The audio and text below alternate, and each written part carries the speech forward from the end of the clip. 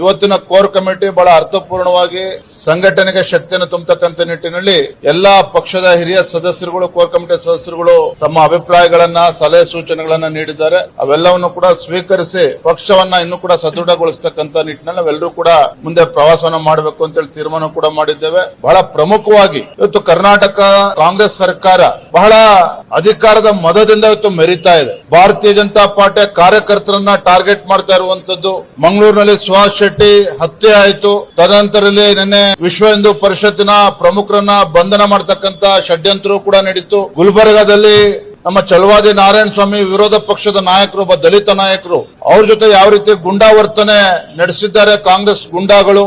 ತದನಂತರದಲ್ಲಿ ನಮ್ಮ chief whip MLC Ravikumar ಅವರ ಮೇಲೂ ಸಹ ಏನವತ್ತು ಕೆಲವು ಮಾತುಗಳನ್ನ ಆಡಿದ್ದಾರೆ. ಅದಾದ ನಂತರದಲ್ಲಿ ಅವರು ವಿಷಾದವನ್ನು ಕೂಡ ವ್ಯಕ್ತಪಡಿಸಿದ್ರು ರವಿಕುಮಾರ್ ಅವರು. ಅದರ ನಡುವೆನೂ ಸಹ ಯಾರೋ ಮೂರನೇ ವ್ಯಕ್ತಿಗಳ ಮೂಲಕ ಕಂಪ್ಲೇಂಟ್ ಅನ್ನ ಕೊಡಿಸಿ FIR ಅನ್ನು ರಿಜಿಸ್ಟರ್ ಮಾಡಿಸಿ ಅವರಿಗೆ ಅವಮಾನ ಮಾಡ್ತಕ್ಕಂಥ, ತೇಜೋವಧೆ ಮಾಡ್ತಕ್ಕಂಥ ಕೆಲಸ ರಾಜ್ಯ ಸರ್ಕಾರದ ಕುಮ್ಮಕ್ಕಿನಿಂದ ನಡೀತಾ ಇದೆ. ಇದೆಲ್ಲವನ್ನು ಕೂಡ ಬಗ್ಬಾರ್ದು. ನಾವು ಭಾರತೀಯ ಜನತಾ ಪಾರ್ಟಿ ಯಾವುದೇ ಕಾರಣಕ್ಕೂ ಜಗ್ಗಬಾರ್ದು.